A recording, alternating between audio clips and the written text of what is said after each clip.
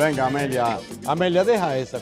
Mira, vamos a hablar señores, de energía. Vamos a hablar es de de energía Vamos a hablar de que estamos política, hablando, sí. señores. La conversación afuera, porque no nos dieron ni chance, hubieran puesto el bumper un chin más largo, porque Sí, dale. pero en realidad es que teníamos una conversación sobre historia patria de la CDE y nos fuimos a los tiempos de Macorís. Y es que tenemos como invitado en el espacio estelar del día Del verdugo al Macorís, señor, que fue un verdugo. tenemos como invitado al señor Rubén Bichara, que es miembro del Comité Político del Partido de la Liberación Dominicana. También es el titular de la Dirección de Enlace y Comunicación Interna del partido y es ex vicepresidente ejecutivo de la Corporación Dominicana de Empresas Eléctricas Estatales, la CDE. Y para darle energía, aunque él no la necesita tanto, pero le vamos a dar más energía con ese café Santo Domingo. Rubén, bienvenido. Bienvenido, buenos días. Ay, gracias, como siempre, un gran placer encontrarme con ustedes. Como que se elevaron los ánimos. Y gracias con por la esta... invitación. Bueno, obviamente en estos días estamos dándole seguimiento a todo el tema eléctrico y a las protestas que se han generado en diferentes puntos del país, pero como miembro del Comité Político del Partido de la Liberación Dominicana, a mí me gustaría empezar por lo general. Este gobierno, el pasado 16 de agosto, cumplió su primer año del segundo mandato y me gustaría, desde su perspectiva como miembro del Comité Político del PLD, que nos diga cuál es su evaluación de esta administración del presidente Luis Abinader. Mira, yo creo que hay si me tocara, digamos, externar una preocupación a nivel de lo que ha sido la administración del Estado en estos últimos años, sería imposible no mencionar el tema del endeudamiento. Pienso que es lo que más ha afectado o afectará por algo tiempo al país, y es el endeudamiento que ha sido sometido con tantos préstamos que se han tomado. Yo recuerdo que la última vez que hice un cálculo rápido, me daba que cada dominicano que existe en esta isla debe entre 300 y 500 mil pesos. Si tú distribuyes la deuda, el nivel que ha tomado la deuda, cada dominicano o dominicana debería entre 300 y medio millón de pesos. Entonces, precisamente la deuda era, digamos que esta administración, cuando estaba en la oposición, criticaba las deudas del PLD y decían que eran muchas. Y el Partido de la Liberación Dominicana las justificaba. Ahora se critica el nivel de endeudamiento de esta administración y el Partido de la Liberación Dominicana, la oposición lo critica. ¿Por qué antes sí y ahora no? ¿Cuál es la diferencia que ustedes ven? La diferencia, sobre todo, el endeudamiento per se no es malo. El endeudamiento es bueno cuando tú lo usas para producir más. Entonces, la inversión, si tú tomas un préstamo y haces inversión de capital, tú estás actuando correctamente, porque tú estás generando beneficios, pero cuando tú inviertes ese préstamo en gastos corrientes, tú no estás generando capital, tú estás endeudándote y no va a haber en forma tangible el resultado del endeudamiento. Y pienso que hay una ausencia total donde tú puedas ver reflejado el resultado del endeudamiento. Y creo que a futuro es uno de los grandes males que tendremos que buscarle una salida como país a esa situación que genera y generará más por mucho tiempo ese exagerado endeudamiento que ha sido sometido a las finanzas del país. Y no ha sido como, digamos, como una política del Estado Dominicano de hace ya más de 20 años, de un presupuesto deficitario que obviamente hay que complementar con endeudamiento. No, ¿cómo romper con ese esquema que ustedes en el PLD y también, o sea, tanto Leonel Fernández como Danilo, y sigue Abinader incluso aumentando? ¿Cómo romper con ese círculo? Mira, cuando la meticulosidad del presidente Medina es exagerada, en términos de manejarse dentro de lo que le es posible en términos económicos. Y creo que se avanzó bastante en lograr si no un punto de equilibrio entre lo que es las finanzas públicas, las recaudaciones y el presupuesto de gastos corrientes y gastos de capital, por lo menos se avanzó bastante y fue algo evidente, pero también así su ejecutoria de obras a nivel de todo el país. Y yo creo que lo que se quiere es ver el resultado de esos préstamos en obras tangibles que puedan generar bienestar a la población y a la postre también que sean inversiones de capital, porque si no, tú estás echando las cosas en un saco Cuando roto. usted dice inversión de capital, quiere decir obras. Claro, que te genere más de lo que tú estás consumiendo. Si tú tomas un préstamo y te vas de vacaciones, bueno, ahora si tú lo utilizas para mejorar tu casa y hacer un segundo piso, es diferente. O sea, porque ahí tú estás adicionando valor, estás multiplicando el préstamo que tomaste en valor en el tiempo y demás cosas, pero si lo malgastas no está haciendo nada. Uno de los problemas más serios que tiene la economía dominicana a nivel interno es que tenemos una deuda en términos social y es la llamada reforma fiscal integral. Es una deuda, digo que todos, porque está contemplado en la Estrategia Nacional de Desarrollo, que fue asumida por todas las organizaciones políticas. Sin embargo, al día de hoy no tenemos reforma fiscal. El presidente Abinader sometió un proyecto que lo retiró en 2 días y hace unas semanas o 2 que decía que hablaría de reforma fiscal siempre y cuando saliera una propuesta desde las organizaciones políticas, algo consensuado. ¿Se ha discutido esta situación en el Partido de la Liberación Dominicana? ¿Cuál sería digamos, una respuesta a esta propuesta? Mira, tal vez sin proponértelo, tú has tocado un tema que está muy ligado al tema eléctrico y parecería que no. Sí. Porque la razón, y mucha gente ignora esto que voy a decir, la razón por la que no se fue en el pacto eléctrico en el 2019 fue por la reforma fiscal. Esa fue la razón. Yo recuerdo, un 14 de febrero a las 8 de la noche, don Agripino convocó una reunión. 14 de febrero a las 8 de la noche, un día 14 y una hora 8 de la noche. Para ver el Muchos tema funcionarios ocupados. Era un sacerdote, Imagínate. evidentemente él no tenía compromiso. Era en paz descanse. Y entonces, en esa reunión era sobre el tema del pacto eléctrico. La única petición que hizo el actual gobierno fue que el pacto se firmaba si se hacía la reforma fiscal, porque fue a mí que me la plantearon. O sea, no estoy hablando de algo que directamente se me propuso en esa reunión. Eso fue como el 2019, por ahí, cuando hubo el tema que el pacto no se llegó a firmar. Era bueno, pero sí, es que imagínate ahora cuando el monto del déficit del sector eléctrico se ha montado en casi 2.000 millones de dólares. 2.000 millones de dólares al año.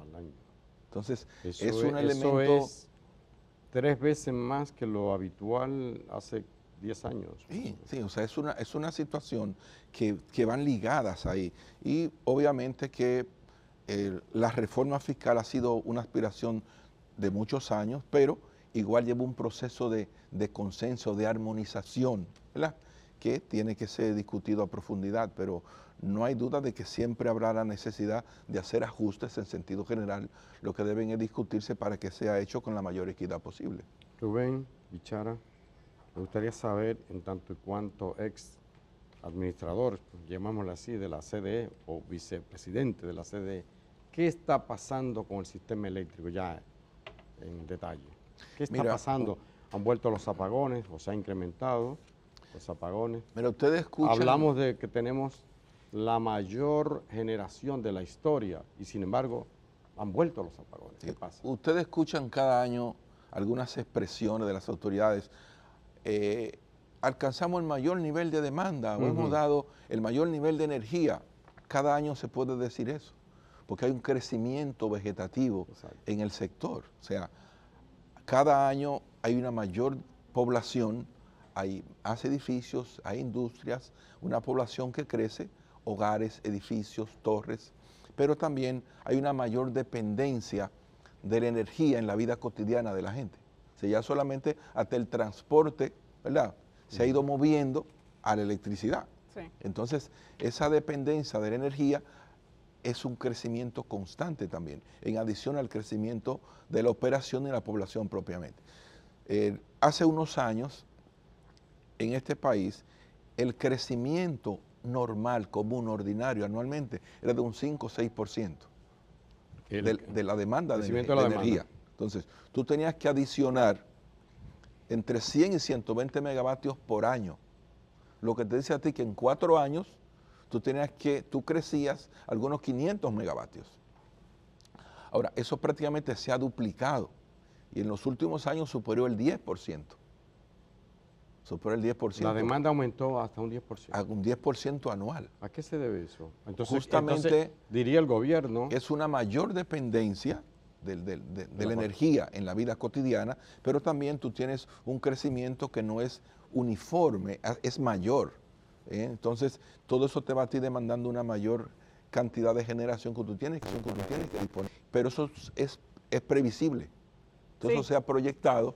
Yo recuerdo en el año 2012, cuando entré a CDE, el estudio de previsión de demanda decía que había que instalar 1.541 megavatios, si no el servicio eléctrico iba a colapsar. En 2 años, en un año. En el 2012 fue eso. Okay. De esos 1.541, 600 eran en forma urgente. De ahí de donde nace esa búsqueda, ese periplo que tuve que hacer por diferentes partes del mundo buscando gas natural. Yo fui a los Emiratos Árabes, a Estados Unidos, al Departamento de Estado por el gas de esquisto que tienen ellos ahí. Fui a Texas en 2 ocasiones, a British Petroleum. Fui a San Martín, todo buscando gas. Cuando ya Obama dijo en Costa Rica... De por sí, Punta Catalina era gas natural inicialmente. Yo recuerdo haberlo entrevistado hablando de la propuesta de gas natural. Era que fuera gas, exacto. Pero cuando Obama dice en Costa Rica, en el año 2013, que no había gas para Centroamérica y el Caribe hasta principios del 20 o final del 2019, ahí quedó sellado el tema. Pero usted está diciendo que, la demanda de energía por el desarrollo, digamos, de la República Dominicana y la necesidad de consumo ha duplicado la proyección que teníamos anual, o el ritmo anual que teníamos, que antes era de un 5, un 6% anual y ahora es de un 10%.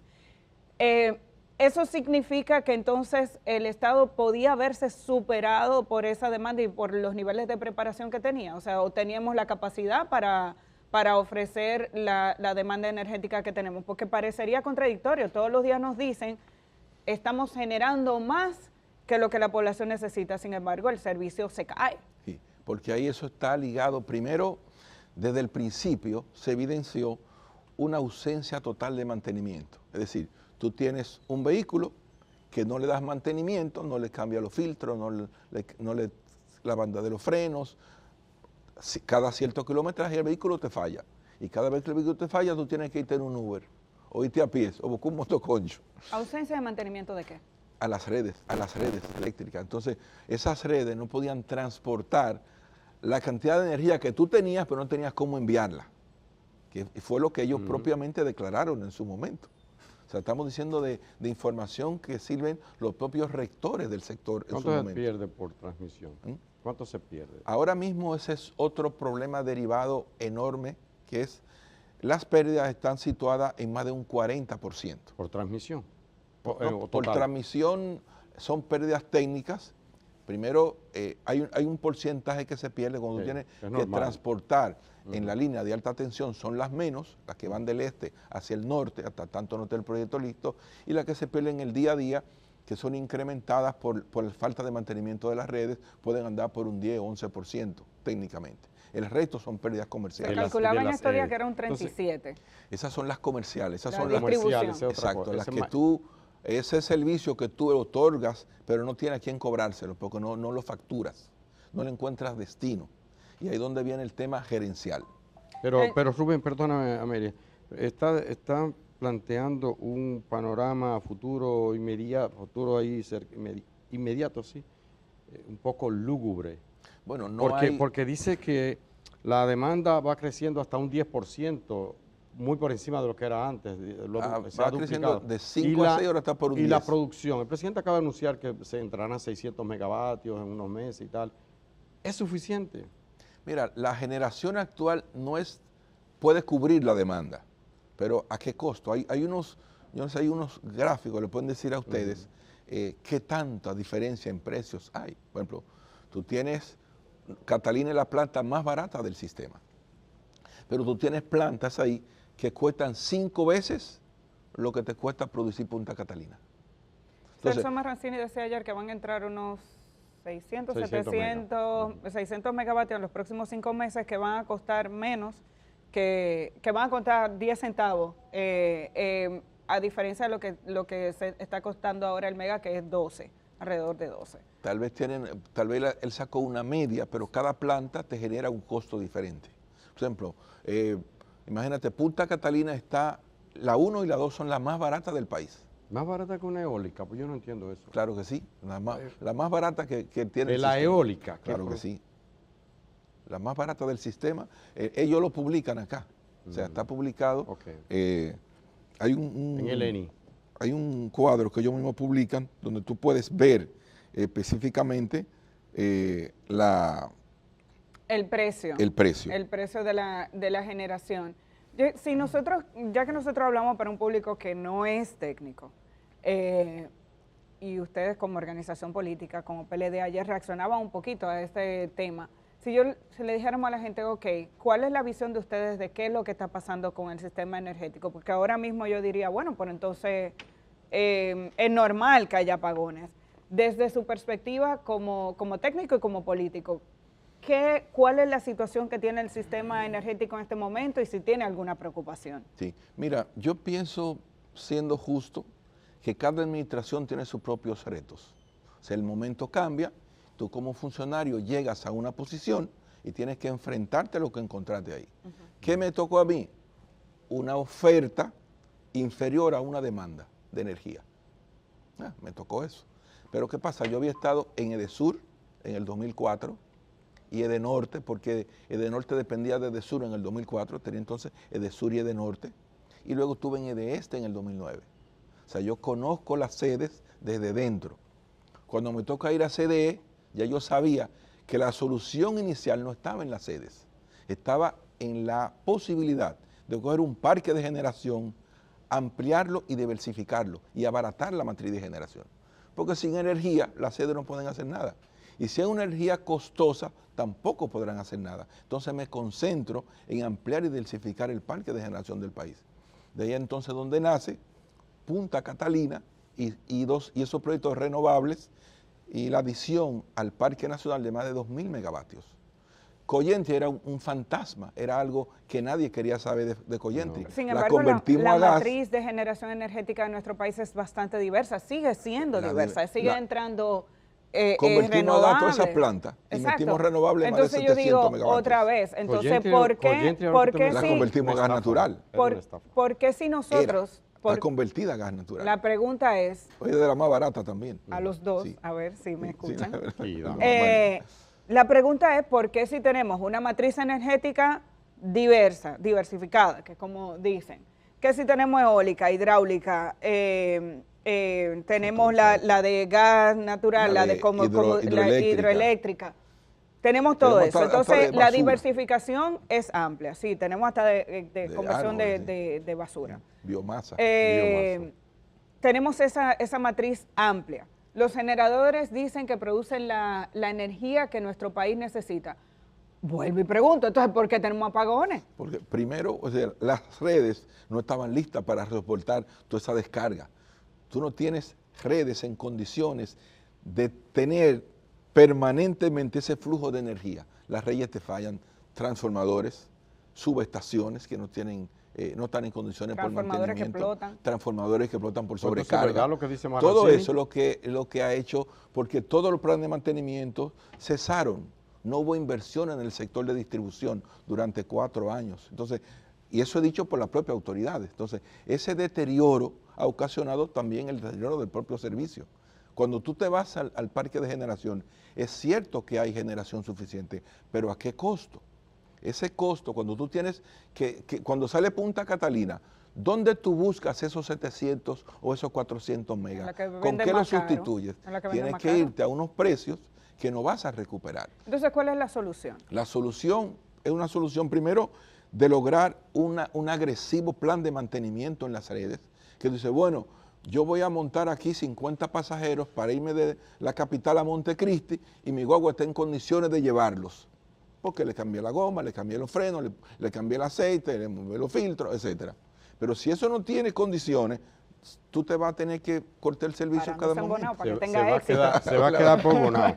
¿Cuánto es la capacidad instalada que nosotros tenemos? Ahora mismo, más de 6.000 megavatios. 6.000 megavatios. Entre todos, si lo toma todos. Efectiva, 5.000 y pico. 5.000 y pico disponible. Correcto. ¿Y cuánto es la demanda? La demanda máxima ha alcanzado unos 3.600, 3.800 en el pico máximo.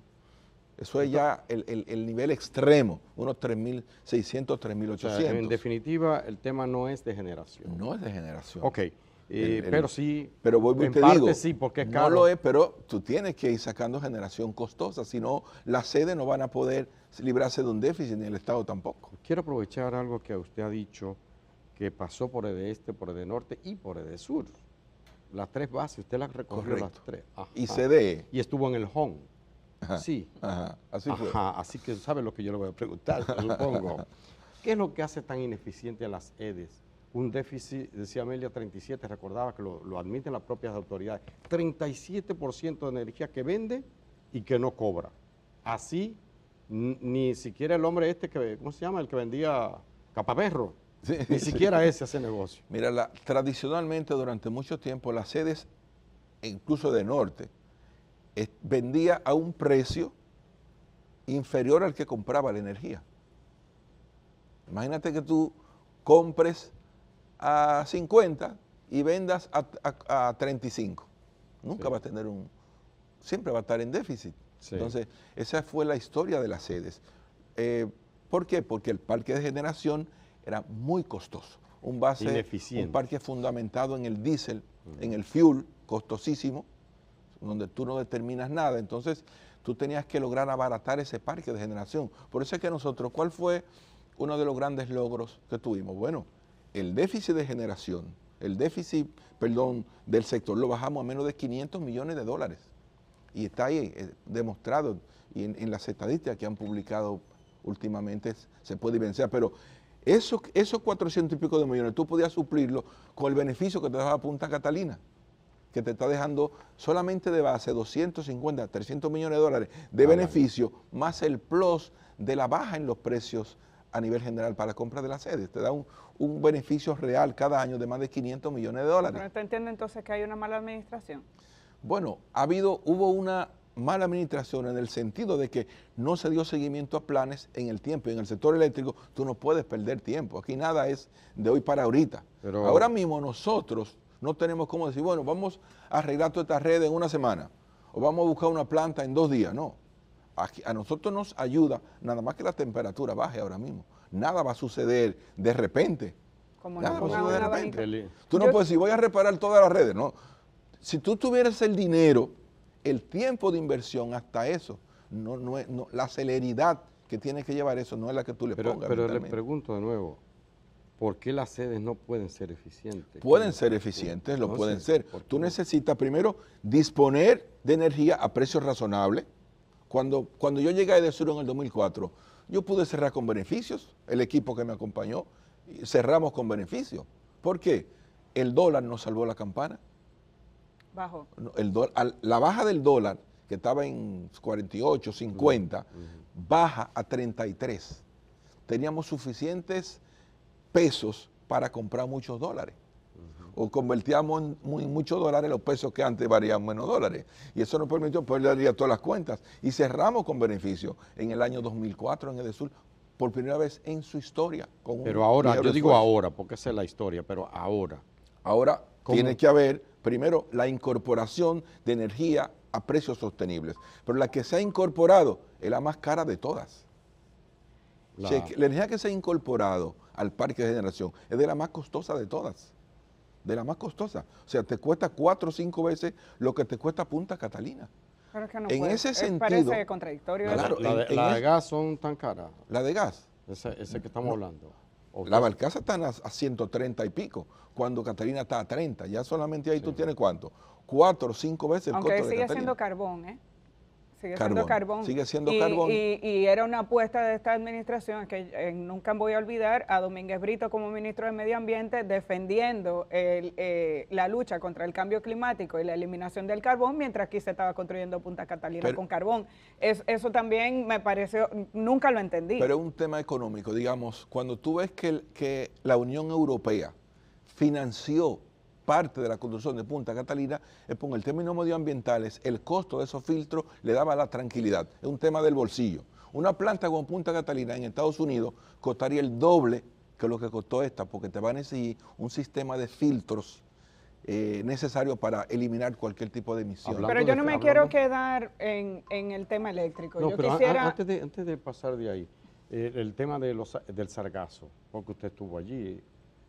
¿Cómo se explica esto? Mira, ¿Qué es lo que pasa ahí? Bueno, la planta, ¿verdad?, requiere para su enfriamiento agua, y esta agua sale del mar. Tú tienes, el agua entra a la planta, hay un sistema de desalinización previo, el agua entra y luego la misma planta la retorna al mar. Entonces, el sargazo obstruye ese ingreso del agua y podría generar una situación, pero se preparó un sistema para manejar eso, porque siempre el sargazo ha estado ahí y no había pasado. No tengo información suficiente a ver por qué el sistema falló, si fue un descuido. ¿Y en qué tiempo puede volver la planta? Eso es horas.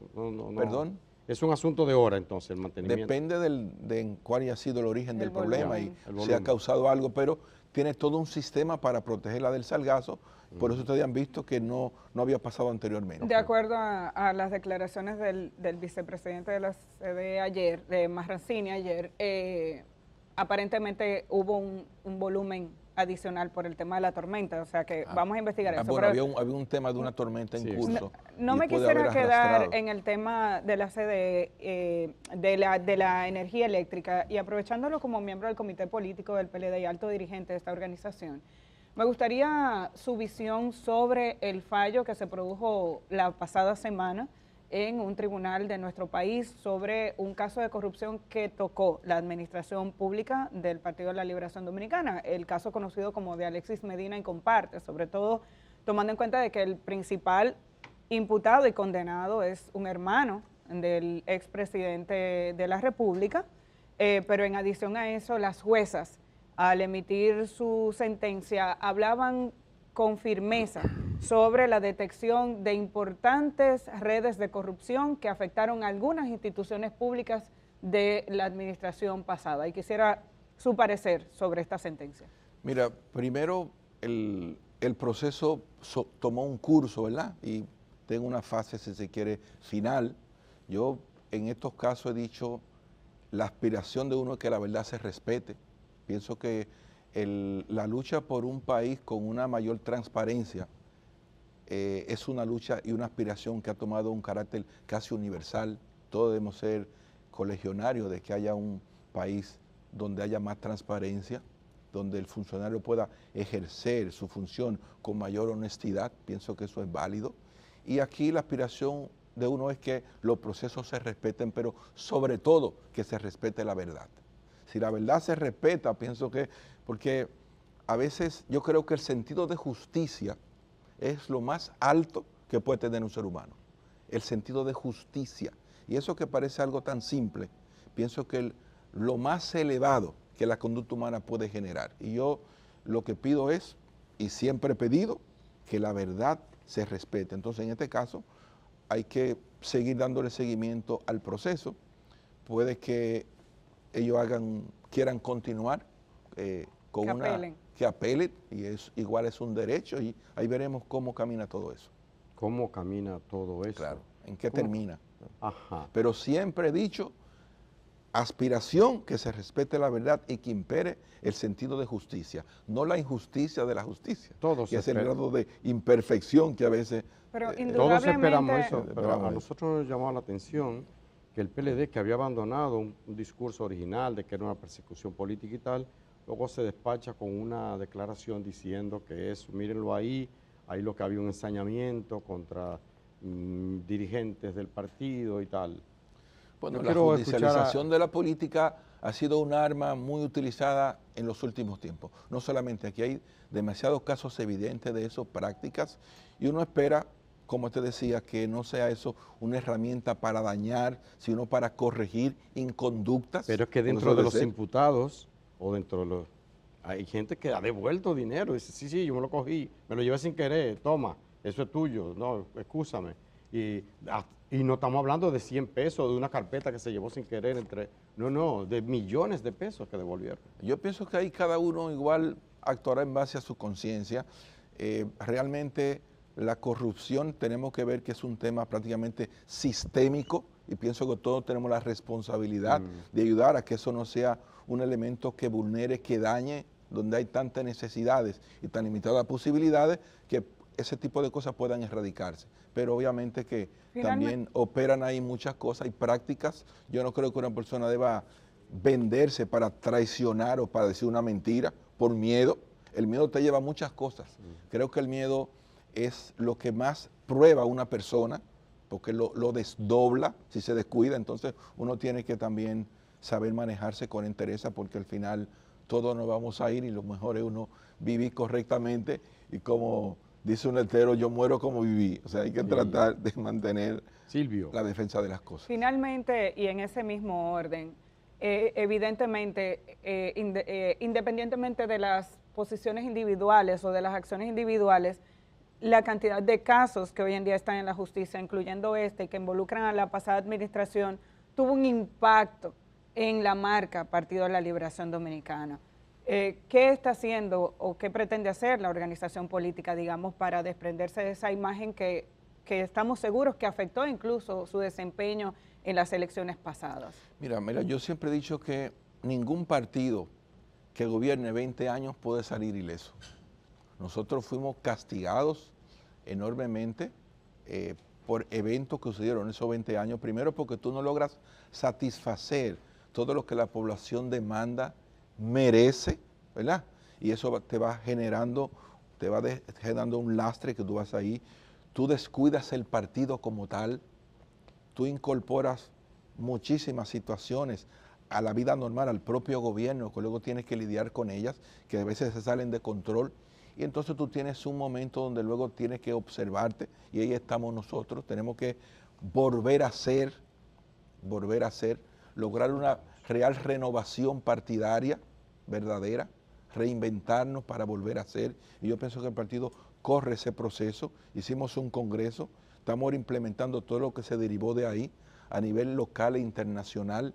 Y yo pienso que el partido podrá salir a flote y volver a ofrecer al país primero ese camino y esa experiencia que ha acumulado, actualizada, renovada y con un viso de mayor supervisión como el país realmente lo merece. Nosotros también queremos volver a retomar ese punto político, pero lo vamos a hacer después de esta tenemos que despedir. Pausa. Tenemos que despedir, sí, no nos queda. Nos queda un comentario adicional para compartir con la gente, pues, así que sí que queremos volver a conversar con usted en cualquier otro momento, porque definitivamente estamos dando seguimiento a esa evolución, a ese proceso interno que está siguiendo el Partido de la Liberación Dominicana.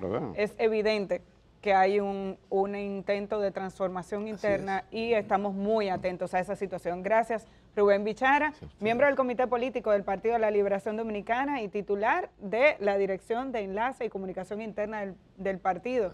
Ojalá y a través de esa dirección entonces se logre reconectar con esa base del PLD. Muchísimas gracias. Vamos a la pausa y retornamos en breve.